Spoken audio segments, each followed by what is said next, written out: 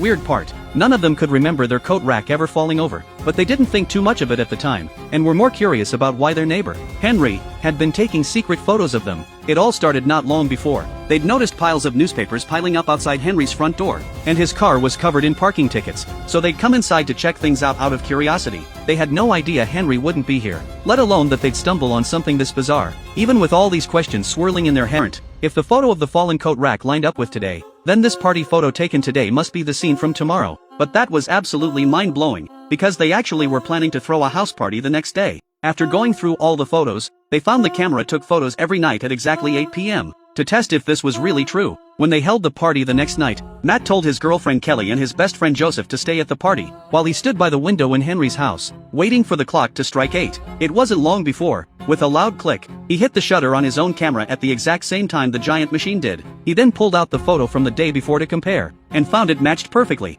not a single detail out of place. As another fresh photo printed out, Matt rushed over and grabbed it. He held it up to the light to look closely, and saw the three of them looking overjoyed in the shot. Joseph had even written down the winning horse race numbers for the next day right there in the photo. It was clear that their future selves had figured out how to use this camera to get rich quick, so Matt rushed back to share this discovery with Kelly and Joseph, and after talking it over, the three of them all agreed this was a once-in-a-lifetime chance to get rid of due rent for him, and got the keys from his landlord. This time, they decided to check out the storage unit Henry had rented in the basement. It was the only place but he had been dead for quite a while. The creepy part? His head looked like it had been burned, but there wasn't a single mark on his clothes. Had he been punished for breaking the rules of time? If that was true, their only choice was to stick to Kelly's plan and reenact every scene from the photos. But that night, the three of them had a huge falling out over Henry's death. Matt thought they should go to the police, while Joseph thought they should use the camera to make even more money. In the end, Kelly's vote broke the tie, and they decided to use the camera to fulfill a few more of their dreams first. But before that, they paid off all of Henry's parking tickets,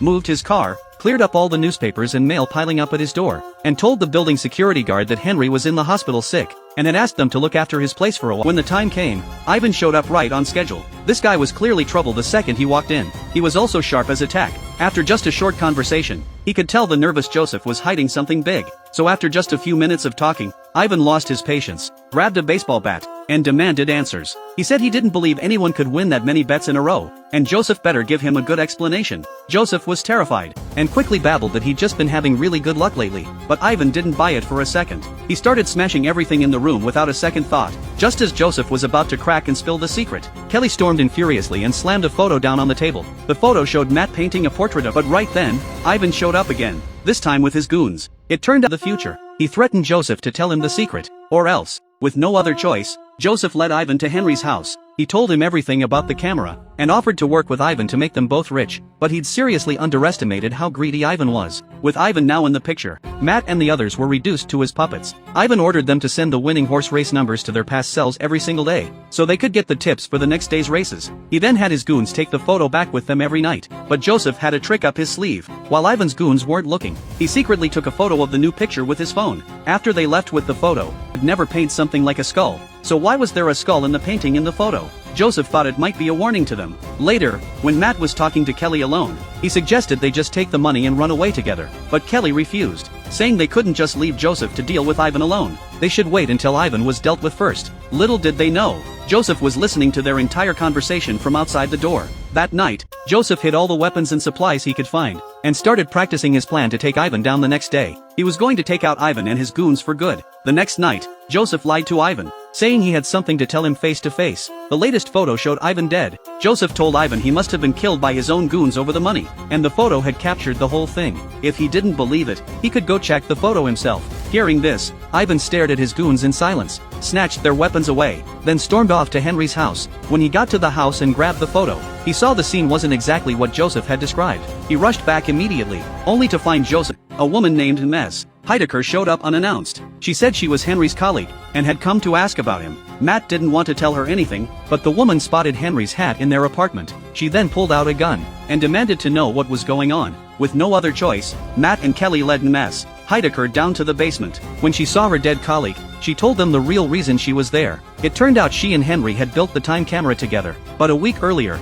But what was even more unthinkable for Matt was what came next. The camera produced a photo showing Kelly and Joseph having an intimate encounter. When Matt saw the photo, no matter how hard he tried, he couldn't bring himself to reenact the scene, especially after Ms. Heidecker had told them Henry's death wasn't caused by the time rules. He was even more determined to refuse. But the now completely unhinged Joseph saw Matt's refusal as a deliberate act, so he knocked Matt out cold without a second thought. He was going to force the future scene to happen, no matter what. When Matt woke up, he found himself locked in the basement by Joseph. Joseph was clearly planning to bring him up that night when the camera was set to take the photo, but Joseph hadn't counted on one thing. Matt found a spare key in the pocket of Henry's dead body, and used it to escape. The next morning, the phone rang for Joseph. When he answered it, he looked out the window and saw Matt standing in Henry's house with a bucket of water. He threatened to destroy the knowing what to say. Matt rushed over and dumped out everything Kelly had just hidden. He found dozens of hidden photos, and what he saw shocked him to his core. They were all photos of her and Joseph together, having an affair behind his back. Kelly knew she couldn't hide it anymore, so she told him the whole truth.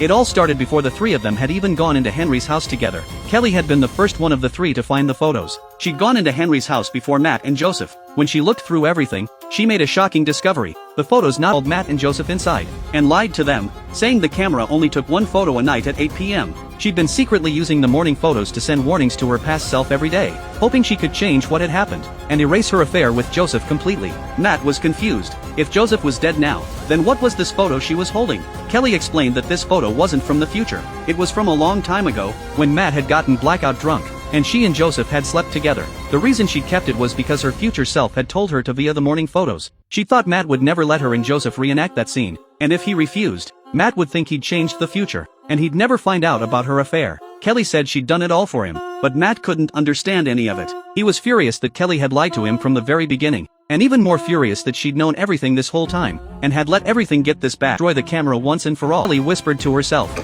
"It's gonna be okay. We won't remember any of this tomorrow." She taking photos by the window.